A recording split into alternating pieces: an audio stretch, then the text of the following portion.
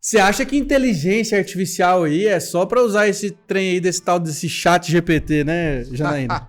Pior que não. E olha que tá popularizado, né? IA é chat GPT, né? Mas você vai ver que isso já tá sendo usado no agronegócio, ó, há um tempão, né, Pedro? Rapaz, então você prepara aí, porque nesse episódio nós vamos falar de inteligência artificial aplicada aí junto no agronegócio com várias outras soluções, tá bom? Não é só chat GPT não, meu filho. Roda a vinheta! Bom dia, boa tarde, boa noite, sejam todos bem-vindos para mais um episódio do nosso querido podcast Agro 2. Aqui nesta bancada, eu, Pedro Maia, juntamente com minha grande parceira Janaína Norato. Jornalista do agronegócio, uma honra compartilhar essa bancada. É isso. Vamos lá, que hoje o papo é robusto e o nosso entrevistado é de peso, quase que nem carrega esse vídeo aí, de tanto que o currículo dele é interessante. E o assunto é inteligência artificial no agronegócio, como que isso pode potencializar a produção e tá potencializando, né, Pedro? Isso aí, custou fazer o download aqui do meu celular, ó.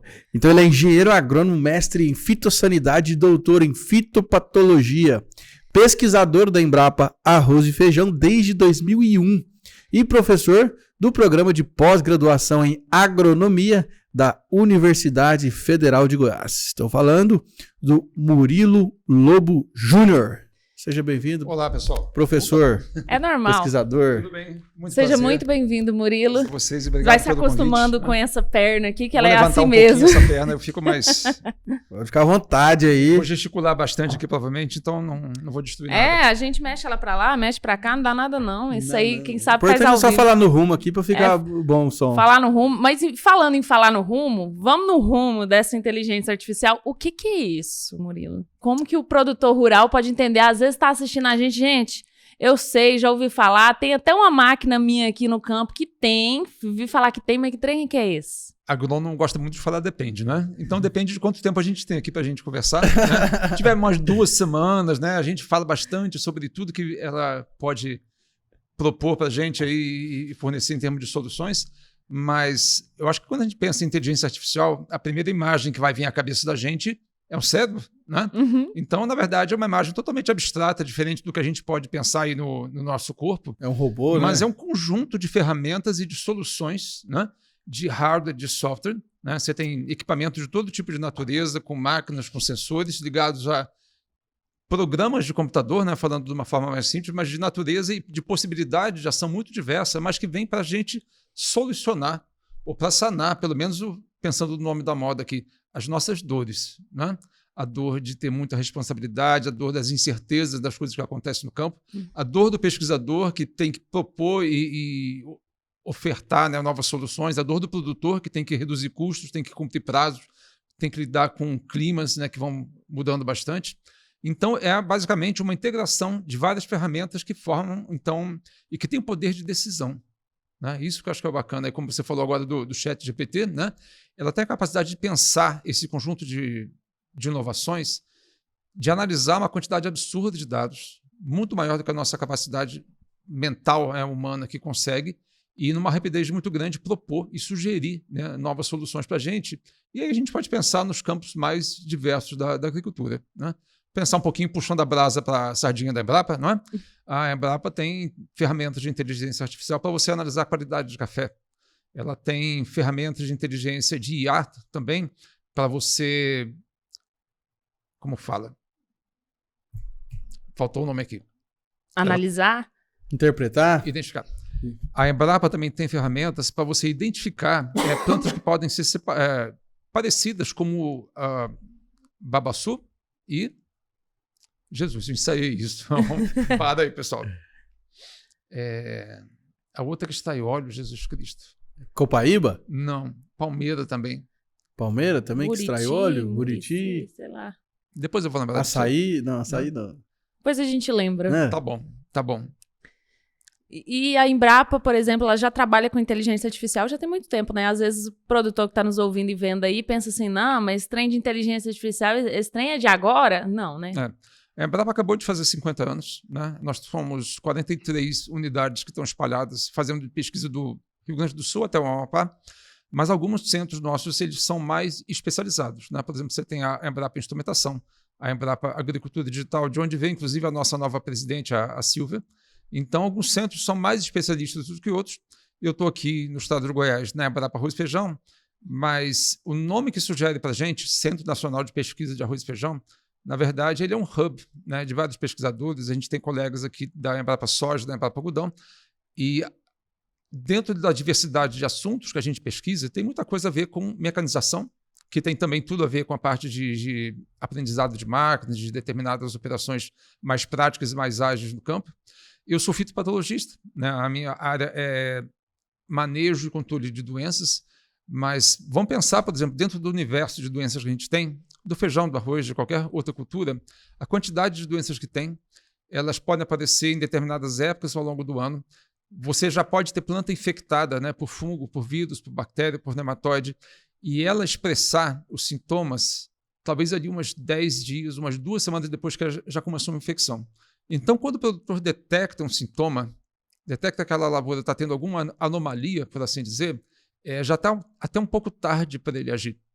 Então, é uma das opções que a gente tem hoje, talvez das mais promissoras para trabalhar com a IA, ou com automação, ou com agricultura de precisão e digital, é você fazer detecção de problemas, como, por exemplo, as doenças, antes de eles se manifestarem os sintomas, e você ganhar uma janela muito grande em termos do operacional na fazenda, né? Você tem que pulverizar? Você não precisa pulverizar? Então, é possível hoje, por exemplo, com sensores acoplados a drones, você fazer um diagnóstico dos problemas que estão acontecendo na sua lavoura e tomar a sua decisão, né? Você antecipa a tomada de decisão, ou mesmo você pode ver que aquilo ali está com baixo risco dos seus problemas, então você pode dar uma segurada, né, naquele esquema de aplicação de fungicidas ou de inseticidas. Então, você maneja muito de uma forma muito melhor os seus recursos, tá? O seu tempo, o recurso econômico, né? E tudo pensando que você pode produzir mais e barato no final das contas. Então, trazendo isso para o ambiente prático, seria uma ferramenta mesmo de predição, digamos assim, para o produtor ele conseguir um tempo hábil e justificar o investimento ou não numa aplicação, numa atividade, né? Realmente fantástico, né, professor? Exatamente, né? Fantástico. Então, por isso eu falo assim, a gente poderia ficar umas 2 semanas falando aqui bem à vontade, né? E pensa lá, do início de uma lavoura, quando você implementa com sementes que estão tratadas quimicamente, pode ter um inoculante, vai ter adubo, tem a máquina, até você chegar no momento da colheita, né? Mesmo na cultura que tem ciclo curto, como o feijão, que é em média ali uns 90 dias, você tem custo de tudo, do início até o fim. Tá? Então, são ferramentas que você pode otimizar os seus recursos, né? Fazendo escolha de doses, aplicação de produtos em taxa variável. Agora, muitas dessas coisas elas estão ainda em desenvolvimento. Tá? A Embrapa, então, o nosso centro está trabalhando com várias frentes, com modelagem das culturas, das doenças, né? Com sistemas de previsão de risco de doença, mais ou menos igual você consulta uma previsão do tempo no início da sua semana ou antes de você sair de casa. E como integrar melhor algumas máquinas ou possibilidades que a gente já tem no campo, por exemplo, os drones também. Tá? Então, entre parcerias que a gente tem, né, uma importante é com o pessoal do Instituto Federal Goiano de Rio Verde, né, com os professores Tavas e Alaerson. Eles têm um sensor super poderoso, né, que está numa câmara que a gente chama de hiperespectral. Ela pode fazer uma varredura, né, das bandas que vão, né, desde a luz visível até faixas lá bem específicas do infravermelho, e você detectar, então, dessa forma, como a planta está se comportando. É uma planta mais verde, né? Ela vai estar mais sadia, mas ela tem pequenas mudanças que já estão assim, sendo uma resposta na fisiologia dela, se ela está invadida, se ela está infectada por algum patógeno, que o nosso olho simplesmente não consegue identificar. Nossa! Então, hoje nós temos um projeto que eu estou coordenando, que está procurando fazer a identificação de viroses, né? O carlavírus, que é um vírus importante transmitido pela mosca branca, o mosaico dourado, que é talvez a pior doença atualmente de feijão, transmitido também pela mosca branca, algumas doenças que atacam raiz, que são difíceis mesmo da gente ao olho nu, né? O olho humano fazer uma separação, e que são causadas por fungos e por nematóides. Tá? Então, assim, quando você chega e já tem uma lavoura com manchas, né, de plantas que estão secando, estão murchando, bem antes da sua colheita, você não tem nada para você fazer ali. Se você conseguisse detectar aquilo várias semanas antes, né, talvez você pudesse suplementar com algum bioinsumo, né, com fungicida biológico, com algum nutriente, com alguma coisa que a planta conseguisse, pelo menos, pelo menos parcialmente compensar aquilo que ela perderia, né, causado por uma infecção. Antigamente se ouvia muito, né, pesquisando sobre a história da agricultura, muitos produtores perdiam a lavoura inteira por conta de vírus, pragas, doenças, plantas daninhas, enfim. Perdia, porque quando via já era tarde demais para poder recuperar se recuperava 10%, 15%, eu vi algumas reportagens aí de recuperava no máximo 20%. Hoje em dia isso é como se fosse um universo paralelo, né, do que a gente está vivendo. Hoje em dia o produtor, se ele perde, o máximo que ele tenta ali é não perder nada, e tudo que ele faz com o uso da tecnologia, isso potencializou muito o poder dele de prever o que vai acontecer, né? Exatamente, né? Eu acho que tem um ganho muito grande, né? Trabalho de muitas mãos, pessoal de melhoramento, pessoal de máquinas agrícolas, de fertilidade do solo, de plantas daninhas, que fazem com que dificilmente hoje você perca uma lavoura. Pelo menos nas áreas mais tecnificadas, né, onde você já tem assim, ilhas de conhecimento, né, bem mais solidificadas. Isso muito raramente vai acontecer, mas é uma queixa geral você perder rentabilidade ao longo do ano. E mesmo com os melhores insumos, com as melhores máquinas, né, melhores cultivares, é uma queixa também meio que generalizada você chegar a patamares de produtividade e é muito difícil você ganhar mais 2 sacas, mais 3, mais 5 sacas, e o custo, muitas vezes, ele vai comendo aí a rentabilidade do produtor. Então, o manejo, né, da cultura, ou mais específico, o manejo das doenças, ele tem vários componentes, né? No caso de doenças, muito das coisas que são feitas preventivamente, mas a inteligência artificial, né, os algoritmos, os bancos de dados que estão aí para a gente fazer uso e aperfeiçoar cada vez mais essas possibilidades, eles já começam a fazer diferença em vários aspectos. Tá? Algo que tem tudo a ver com doenças, mas que tem tudo a ver com custo também, é a questão de irrigação das lavouras. Né? Essa é uma realidade que já está no campo. Né? Você ter sensores instalados em muitas plantações, né? Em áreas irrigadas, ou monitoramento mesmo de qualquer tipo de área, onde você vai fazer a irrigação no momento certo, na quantidade de água certa, e desde que você tenha, então, uma medida super mais precisa do que se você chegar numa lavoura e olhar, raspar, né, a ponta do solo com o bico da botina e falar, não, hoje eu vou irrigar. Né? Então, de modo geral também, assim, os ganhos são sempre econômicos. Né? Verdade. Você aumentar o seu turno de rega, você economizar água, né? Pensar em uma série de ganhos de recursos, pode ser outras coisas também, né? Adubo, com novas questões que estão avaliadas em termos de você fazer, por exemplo, adubação em taxa variável. Tá? Talvez um dos outros ganhos mais antigos e que já são uma realidade, né, em várias regiões, é você fazer os mapas de fertilidade, né? Ter coletas, né, com um quadriciclo que vai lá com um coletorzinho, né, vai amostrando em grid, que pode ser a cada hectare, a cada 3, a cada 5 hectares, dependendo do tamanho da área, do propósito do seu manejo, mas você leva 80, 100, 200 amostras para fazer uma análise, consegue gerar mapas, porque cada análise está sendo georreferenciada no momento que você faz a coleta. Então, no final das contas, você constrói mapas, né, e pode correlacionar esses mapas com o seu rendimento depois. E aí entra a questão, por exemplo, de você ter a internet das coisas, né? o aprendizado das máquinas, aprendizado profundo. O IoT, né? O IoT. Né? Então, a integração entre máquinas é uma coisa que já é plausível, né, em várias situações, principalmente se a gente for pensar em commodities, né? Em milho, em cana, em algodão ou em soja, né? Principalmente. Mas você direciona. Né? Onde você tem manchas de fertilidade mais alta, você precisa, né, aplicar adubo ou calcário ou qualquer fórmula, né, que você for pensar, mesmo na quantidade que você fosse aplicar 100%. E pensando também na parte mais de manejo de pragas e doenças, a gente não tem ainda uma realidade onde você possa fazer, pelo menos para as culturas que eu tenho lidado, né, na minha região, meu raio de ação, de você fazer também a aplicação em taxa variável dos fungicidas. Tá? Pensando que, para as doenças foliares, elas têm uma dispersão muito rápida. Né? Pensa aí a velocidade com que uma ferrugem asiática ela pode chegar numa lavoura, uma mancha angular do feijão, né? Uma corinéspora. Então, eu não acho ainda que é o caso da gente pensar, porque 100% daquela lavoura ela tem que ser protegida, então você tem que fazer uma varredura, né, com a barra e aplicando fungicida. Mas as doenças de solo, né, causadas lá por vários fungos ou pelos nematóides, muitas vezes elas estão localizadas em reboleiras. Né? São manchas que podem ter poucos metros, né, de área, pode ser vários hectares de área, e como são organismos que têm pouca mobilidade, você pode mapear e prever que para o próximo ano você não vai ter tanta mudança em termos de área, né, ou da sua área mais infestada, onde você deveria sim concentrar o seu esforço de fazer mais aplicação de um biológico, ou de melhorar perfil de solo, outras questões ali de física, química e parte biológica de solo. Tá? Então aí sim, né, porque mesmo o produto biológico, por mais badalado que ele seja, ele tem um custo para o produtor, né? Que seja o custo operacional ou do que ele compra na revenda. Então, talvez você consiga identificar, inclusive, casos onde você tem que aplicar até mais, né? Mas dentro de uma realidade que vai ser feito com o objetivo de você otimizar, né, o seu manejo das doenças e você otimizar a sua produtividade junto com os custos, no final das contas. Bacana. Professor, e aí já dando uma viajada um pouco aí na maionese, né?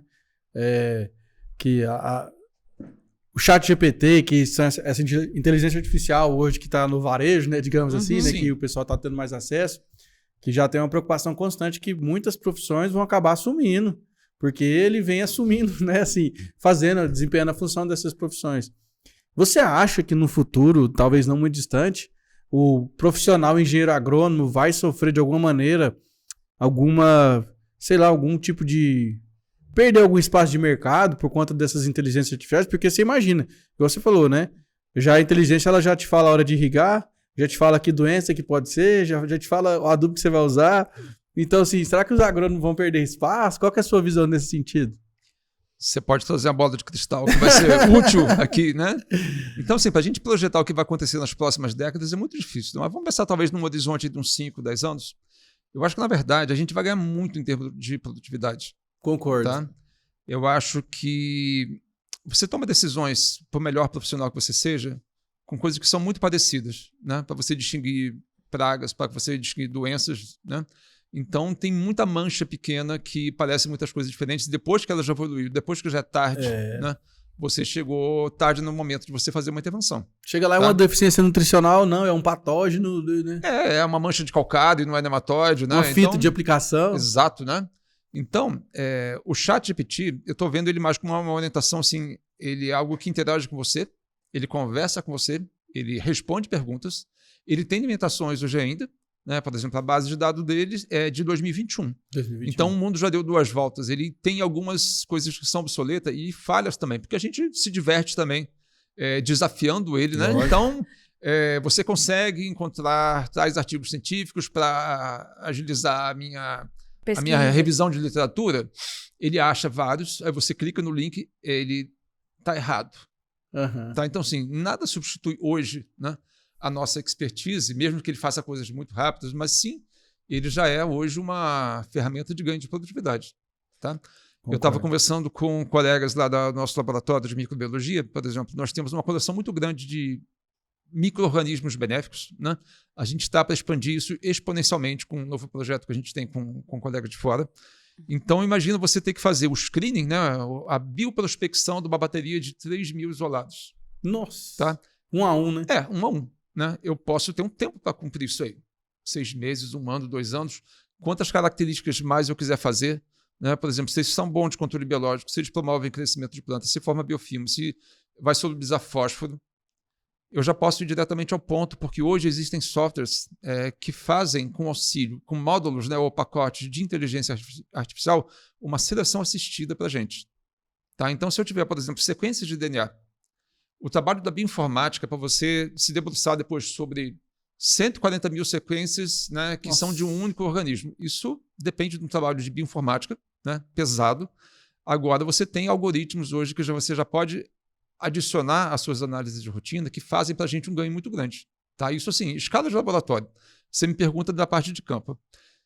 Vai demorar muito, né? Vai demorar muito e a gente observa ao longo do tempo, e é fácil, né, assim, para o agrônomo ou para o produtor que está diretamente no sistema de produção, ver que as estações se sucedem, os anos vão se sucedendo, um ano nunca é igual ao outro. Então, assim, para você ter uma máquina que aprenda, né, que possa prever como vai ser o clima complexo, daqui a 5 anos, quais são as pragas que vão crescer em função daquele clima o governo, que mudou e que mudou. Que mudou as cultivadas que estão no mercado, que você lançou novas formas de adubo de liberação mais lenta, mais rápida, que você tem produtos com custo mais barato ou mais caro que vão influenciar diretamente na tua tomada de decisão. Então, assim, é informação demais. Tá? Se a gente usar é uma ferramenta de inteligência como o chat ou como qualquer outro software que está disponível num laptop, né? Num Palm, né? Para você conhecer melhor da sua fazenda, saber onde estão os problemas, onde são os pontos sensíveis, onde dá problema todo ano, já é uma coisa muito boa e eu não acho que ninguém vai perder emprego por conta disso aí. Tá? Eu acho que, na verdade, as pessoas vão produzir mais. A gente tem pressões diversas de custo, pressão ambiental, pressão por preço de terra. Então, na verdade, você consegue produzir mais com menos custo, na mesma área, em menos tempo, com mais sustentabilidade, né? Pensando em fazer uso em menor escala de recursos que não são renováveis ou que não são tão fáceis de serem renováveis como determinados nutrientes. Tá? Você pega adubos que são super caros hoje, né, e que vem muita coisa importada, como a base de fósforo e a base de potássio. E se eu usar menos e conseguir produzir o mesmo? Tá? É nesse sentido que eu vejo assim, as ferramentas, o conjunto de ferramentas de você comunicar com máquinas, você ter uma análise bem feita por um chat. Aí sim, eu acho que a gente quer chegar e vai ser muito bom, acho que para a comunidade assim, do agro como um todo. Tá? O que vai ser uma ferramenta de pressão é que você tem que se atualizar constantemente. Uhum. Então, aquela história, você formou e passou 5 anos sem fazer um curso, ou se você não está habituado a esse tipo de linguagem, esse tipo de equipamento, ou esse tipo de solução, você tem que fazer um nivelamento, você tem que fazer um aperfeiçoamento, uma pós-graduação, uma especialização que seja online. Então, isso de uma forma... Estou sendo otimista, mas eu acho que bem realista. Ninguém perde emprego. Mas também você tem portas fechadas para você se você não está acompanhando e na velocidade que tudo acontece, não é fácil, né? Para a gente, inclusive, da pesquisa. Tudo que, então, a cada ano, acho que você tem que se atualizar. Fato. Tá? Eu acho que mudou muito o perfil do profissional, né? Ele não vai perder o emprego dele, mas ele pode perder a oportunidade de continuar nesse emprego, que eu acho que é muito mais do que eu posso fazer do que a máquina tomar o meu lugar.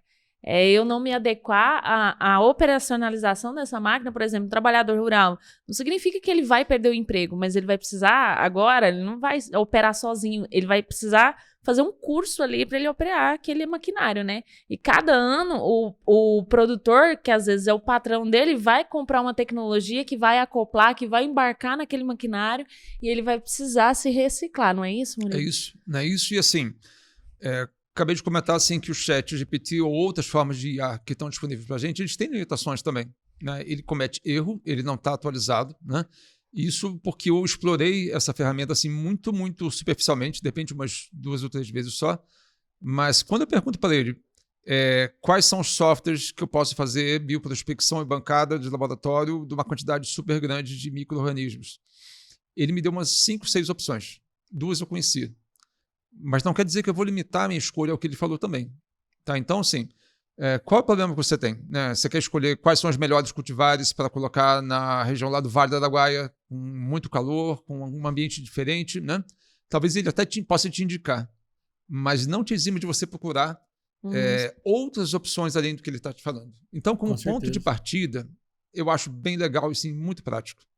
Eu acho que ele tira muito, né, a questão do operacional ali, do braçal, das costas de quem tá, igual você falou, né, um ponto de start, ali, um ponto de começo, né? Porque você pergunta lá para ele, quais são as principais doenças de feijão? Ele, tá lá. Quais são os sintomas de ferrugem asiática na soja? Pra você identificar rápido, né? Ele tá lá, mas só que ele não toma decisão por você, né? Assim, a decisão técnica mesmo de aplico ou não aplico, né? Eu uso tal molécula, não uso tal molécula, né? E aí acho que nesse ponto que o profissional acaba sendo indispensável, né, professor? Eu acho que o chat GPT, ele é mais ou menos assim um Google mais avançado. É isso, né? boa. Isso, em vez de te dar uma lista, né? Ele já mastigou para você, ele te responde na forma de parágrafos ou de pontos, né? O Google você tem que ir lá e ler. Então ele acelera, né? Você tem que de link, né? Você vai ter que abrir muitas janelas, né, para você chegar à informação que você quer. E selecionar e escolher. Ele já te oferece assim, uma resposta pronta, mas, de novo... Que você tem que conferir, né? Isso que eu queria frisar. Assim, eu não confio o suficiente, eu sei que ele tem falhas, porque nas poucas vezes que eu fui fazer uma consulta, eu vi que ele tem falhas. Né? Assim, é óbvio para um especialista de qualquer área que ele tem limitações. Tá? Na área do jornalismo fica nítido que ele tem limitações. É uma ferramenta que pode ser usada para facilitar perguntas simples. Que a gente até às vezes sabe, mas é melhor ter a pesquisa, né? Você vai lá e o jornalista vive no Google ali um tempão para poder fazer essa pesquisa. Mas é uma coisa que eu estava conversando com colegas que não substitui, é, por exemplo, você perguntar quantas cabeças de gado foram abatidas em 2022. Como é que você vai confiar nele para saber que fonte que ele usou? Exato, né? Ah, Janaína, mas e se ele pegou o algoritmo e condensou, tipo, sei lá, 5 sites, deu para ele o mesmo valor. Ok, mas que sites são esses?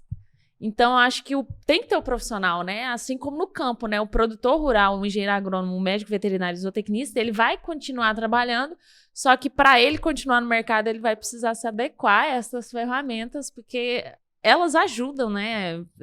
O Murilo citou muito aí, que é uma ferramenta que ela não só impulsiona produtividade, mas ela gera economia de recursos e, além disso, e essa economia de recursos que eu falo não é só financeira, também é ambiental, não é, Murilo? Sim, com certeza, né? E, assim, de forma nenhuma ela vai substituir, eu acho que um consultor que tem 15, 20, 25 anos de experiência, que conhece, né, vamos dizer, cada talhão, né, a fundo dos clientes dele. Então, quais são as plantas de cobertura que crescem melhor no talhão 5 da sua fazenda? Isso é o que a gente chama de singularidade, né? Cara. Que é a singularidade, né? De ser o indivíduo que cada um é, né? Exato, né? E a inteligência artificial nunca vai alcançar, na minha visão. Né? E mesmo assim, dentro das outras opções que a gente já tem, junto com colegas também da Embrapa, a gente está desenvolvendo um sistema de alerta de risco para doenças, né? Mais de um sistema, inclusive. A gente tem um para feijão e a gente tem um que está em andamento para uma doença chamada mofo branco. Você deve conhecer, né? Você deve conhecer também. Então, você já é quase agrônoma, né? Já pode passar no CREP e pedir seu diploma lá. Mas assim, o mofo ele tem mais de 400...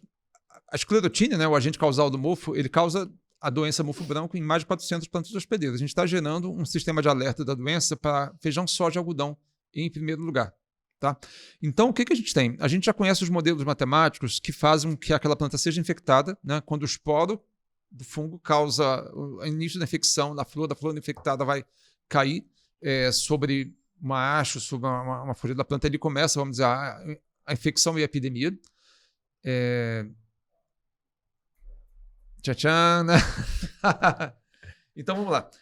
A gente conhece os modelos matemáticos que fazem a gente entender quando que uma epidemia de mofo branco começa. Né? Quando você tem o inóculo viável caindo sobre uma parte da planta, quando você tem uma determinada faixa de temperatura, ótima para a doença se manifestar, e acima ou abaixo dela a doença pode acontecer, mas de uma forma menos severa, e o número de horas de folha molhada, né? O número de umidade, o período de molhamento foliar, né? Para a doença começar, seriam a partir de 8 horas de folha molhada.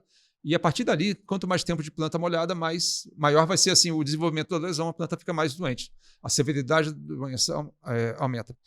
Isso pode ser integrado, por exemplo, com bases de dados climáticos em tempo real, que podem ser atualizadas em tempo real, como as bases do INMET, ou bases de instituições privadas, como empresas, como cooperativas.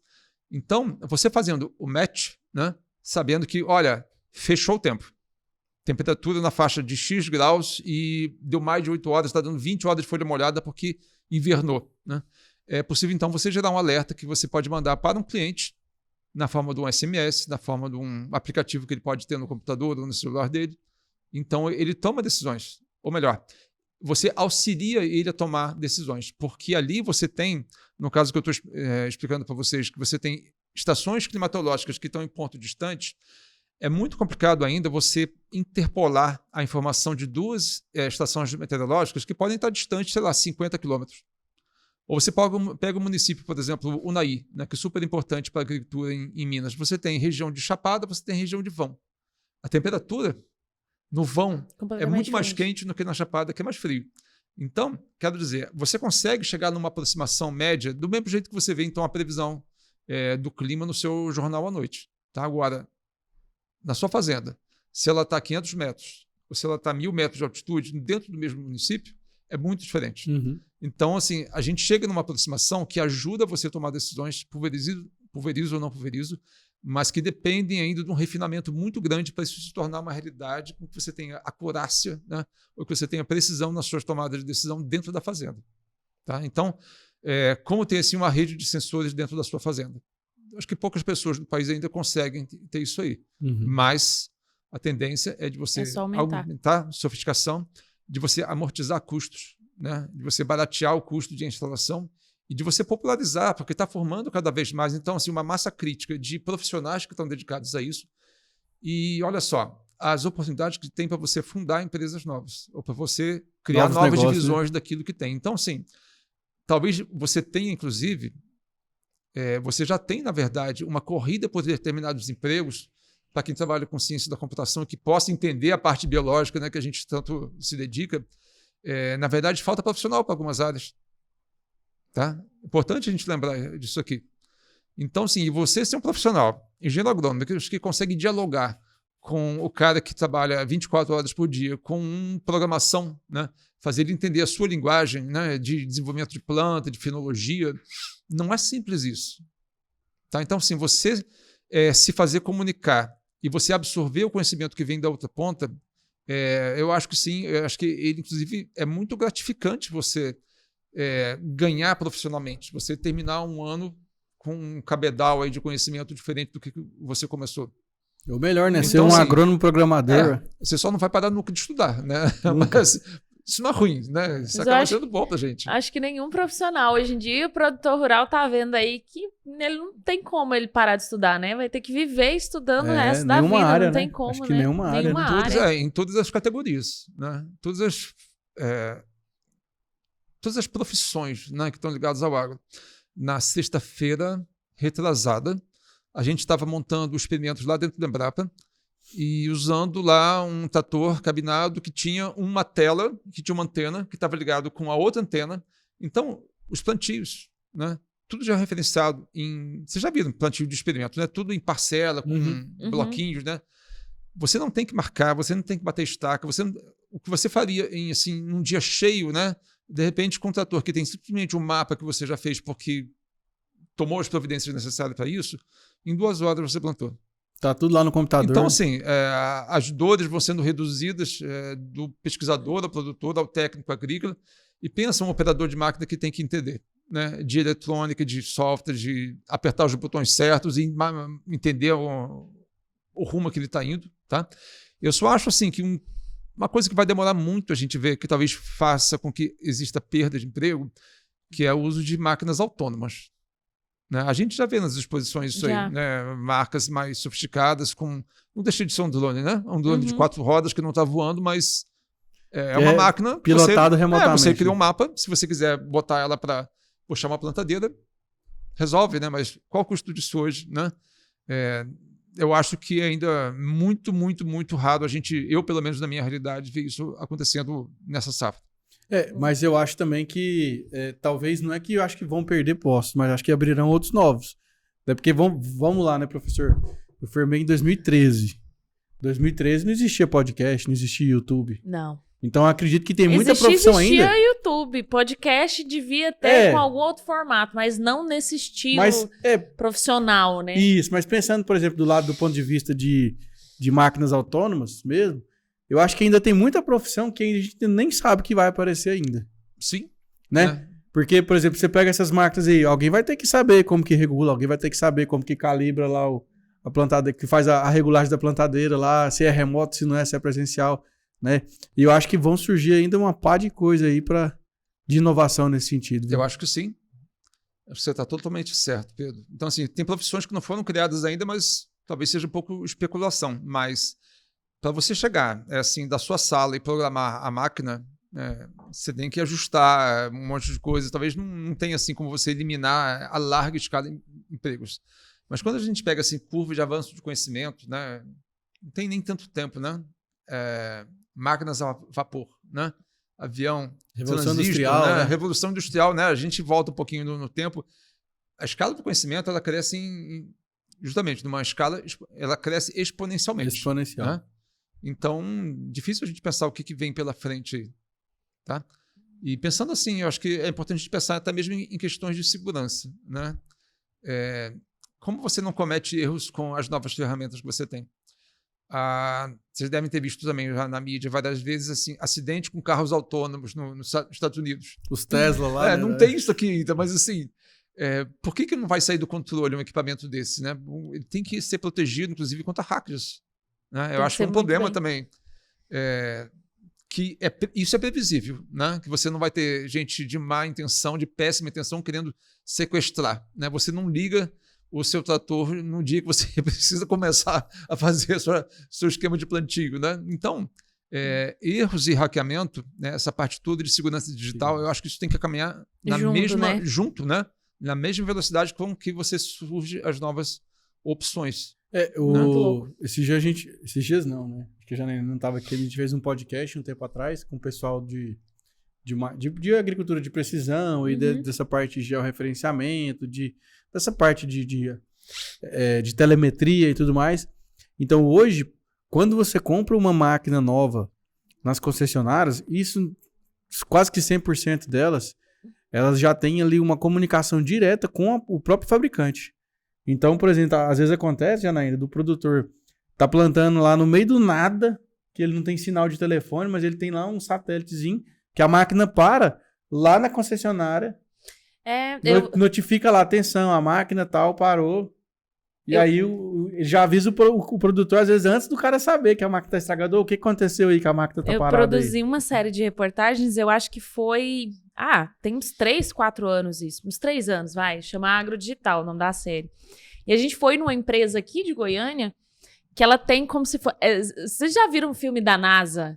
Quando vai acontecendo lá, quando vê um meteoro, que vê aquela sala cheia de computadores, aquele tanto de cientistas. Uma sala tipo essa, dentro de uma empresa de máquinas agrícolas. E lá, uma galera operando, com todo o desenho de todas as máquinas do Brasil inteiro. Estragou algum pepino, o óleo dessa máquina aqui tá baixo. Já manda o recado pro produtor. Uma coisa que era inimaginável antes. Por isso que você não tinha muitas fazendas isoladas, né? Porque sua máquina estragar, você ia fazer o quê? Você ia ficar sem colher lá dias e dias, até vir um técnico presencial ou até você levar a peça que estragou. Se é que dá para descobrir a peça que estragou, né? Hoje é muito rápido. Provavelmente até antes dela estragar. Olha, o nível de óleo do seu trator aqui, do seu equipamento, ele está baixo, né? Providencia uma troca, que é que manda para o senhor, né? Então, não ouso falar tanto sobre máquinas, né? É talvez muito sofisticado, muito amplo também, mas imagino que isso aí é uma realidade, né? A telemetria, né? O tempo inteiro. Você ser avisado antes do problema acontecer por uma central que monitora tudo, então, muito bacana isso aí. E eu acho que o emprego da inteligência artificial no agronegócio está em todo lugar, né? A gente não pode... Eu acho que todas as áreas, desde a área da pesquisa, que é Embrapa Instrumentação, e assim, para a gente fechar, o produtor, eu queria que o senhor explicasse, o produtor que ainda produz daquele mesmo... Eu quero crer que não tenha muita gente, mas ainda tem, né, Pedro? A gente conhece aqui a realidade do estado de Goiás, o norte de Goiás ali, tem muita gente que ainda produz daquele mesmo jeito que o avô produziu, que o bisavô produziu. Como que o senhor vê esse tipo de produção? Como que o produtor ele pode começar a se especializar, né? Eu acho que essa é a palavra nessa parte digital. Tem vários ramos que eu acho que poderiam ser interessantes a gente discutir aqui. Uma delas, por exemplo, para você chegar para o produtor, esse que está numa região menos tecnificada, e ter internet. Tá? Você ter conectividade, você ter o seu celular ligado a uma 4G no mínimo. Um Starlink, né? Quem sabe num 5, né? Mas quem sabe um Starlink ainda. Né? Então, assim, a conexão, né? Você ter navegação, tráfego de dados numa banda larga, ela é uma realidade distante, difícil para comunidades aí menos favorecidas, para regiões que estão mais distantes dos grandes centros aí mais desenvolvidos, né? Não só do estado, né, mas acho que do país inteiro. Então, assim, o primeiro mal que teria que resolver seria isso. Né? Você ter a informação chegando para ele de uma forma rápida, fácil, barata, né? E de qualidade. Né? Que você possa contar, por exemplo, por que não assistir um chat? Né? Um podcast? É um ganho. Né? Não é internet das coisas, não é IA, né? Mas é informação de qualidade chegando nele por meio de ferramentas dele. Tá? Então, a primeira coisa, eu acho que seria essa aí. E se você pegar a média histórica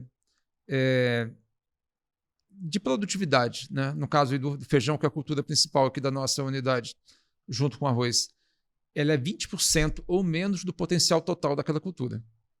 Tá? Então, assim, quando você vê que a maioria produz 1 tonelada por hectare, enquanto você já tem gente conseguindo produzir 6 ou 5 toneladas de feijão por hectare, é um gap imenso de conhecimento. Então, bem antes, né, de você ter um IA chegando nesse produtor, você tem que ter ferramentas de conhecimento chegando, né, uma assistência técnica de qualidade, ele tem que melhorar todo tipo de estresse, talvez ali a qualidade do que ele planta, a adubação, né, se proteger contra a planta daninha, contra a praga, mas justamente é por meio da informação que vocês, por exemplo, estão levando aí para um raio grande, que pode ser maior ainda, que ele pode ter acesso a muita coisa, né? Ter muita informação online que pode chegar para ele. E hoje, talvez assim, essa pessoa mais desfavorecida, o ChatGPT não tem utilidade nenhuma para ele. Né? Ele vai precisar de botar calcário, de corrigir a acidez do solo, ele vai ter outras demandas mais emergenciais, mas que fazem com que ele tenha um salto. Né? E depois sim, que ele atingir assim, aqueles patamares assim, com as coisas mais básicas dentro da agronomia, aí sim eu acho que ele tem muito a ganhar. Tá?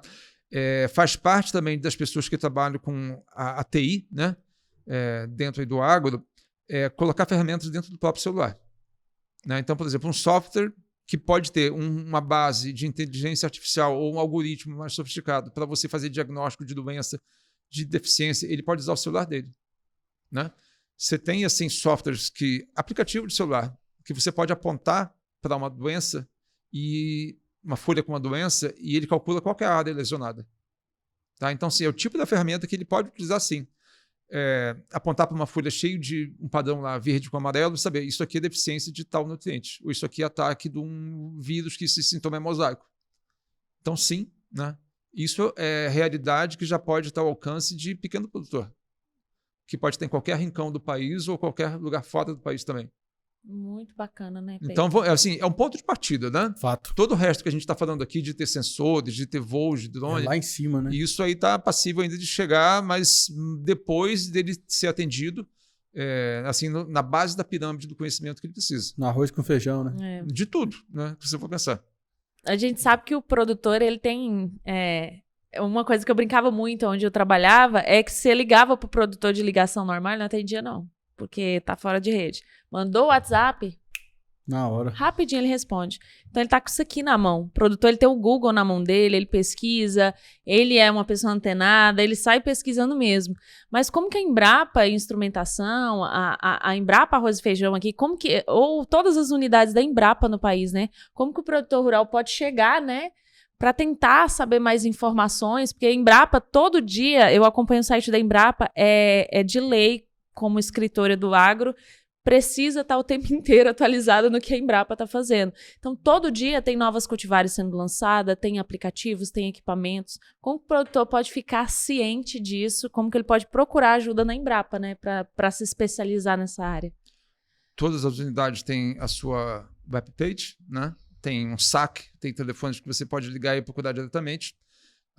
O canal do YouTube, ele tem milhares de vídeos do que você imaginar, de criação de bezerro, de integração lavoura-pecuária. Esses assuntos de agricultura mais digital também estão presentes lá. Então, acho que essas formas de comunicação em massa, né, elas são as mais fáceis e de mais fácil alcance, né, pelo produtor de qualquer região. Agora, muita coisa acaba sendo feita também ainda presencialmente. Né? A gente tem muitos ganhos em termos de publicação que ele pode baixar. Os livros da Embrapa são de graça, ele baixa em PDF. Então, não falta material para ele ler, para ele assistir. Nós estamos presentes em vários podcasts e aproveitando a oportunidade aqui com vocês também, mas os eventos presenciais, que ele tem muito alcance dele, como dia de campo, como uma palestra numa cooperativa, uma empresa que leva um colega para uma região distante. Então, a gente viaja o tempo inteiro. Né? Essa semana eu estou comemorando porque em 8 semanas eu viajei 7. Né? Então, tem época que acontecia. Né? Geralmente era assim em agosto. Né? O pessoal não... um pouco antes de plantar, né? Tem muito evento, congresso, semana agronômica de faculdade, tem evento nas áreas dos produtores também. Mas a demanda agora nessa época de abril e maio é uma percepção geral, né? Não é só minha, de outros colegas, assim como a gente está sendo demandado. Né? O que a gente está fazendo que hoje, eu acho que ele ajuda muito a popularizar conhecimento, ele ajuda a dar dicas ou mostrar portas de entrada, né? Para um público bem amplo. Então, quanto mais conhecimento, acho que melhor e que seja mais enriquecedor no futuro para a gente também. Bacana. E o produtor que quer ter aquilo palpável na mão, o que é? Tá olho no olho com o pesquisador, vai na sede da Embrapa mais próxima, a Embrapa é aberta também para o produtor rural, tem também as feiras, né, agropecuárias, que tem um standzinho da Embrapa lá, que você vai, a sua cabeça sai de lá, você explodindo de tanta informação. Eu trabalho muito com a parte de controle biológico, né, com os famosos bioinsumos. Então eu estava, por exemplo, um dos lugares foi o município de Iacri.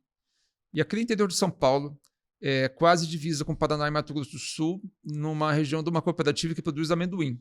Nunca nem tinha tido contato. Mas assim, aquela conversa foi tão bacana, tão enriquecedora.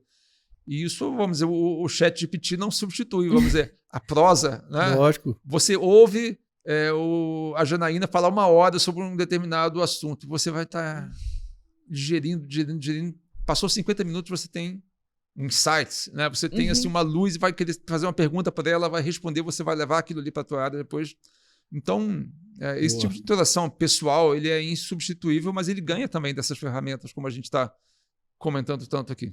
Show de bola. E eu acho que o produtor rural e o profissional do agro tem que ter na mente, assim como qualquer outro profissional, não dá para ficar com o estudo que a gente fez lá na graduação ou até mesmo na pós-graduação. É sempre estar se especializando, né, Pedro?